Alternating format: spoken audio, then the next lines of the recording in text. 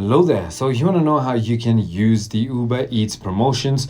This is going to be the only video that you'll ever need to watch on the internet. So with that being said, let's just get straight into the video. First things first, simply go ahead and open your Uber Eats application, and I'm already assuming that you've already logged in into your account. Now all you need to do is click on your account on the bottom right, and there's going to be a tab called promotions. Simply tap on that.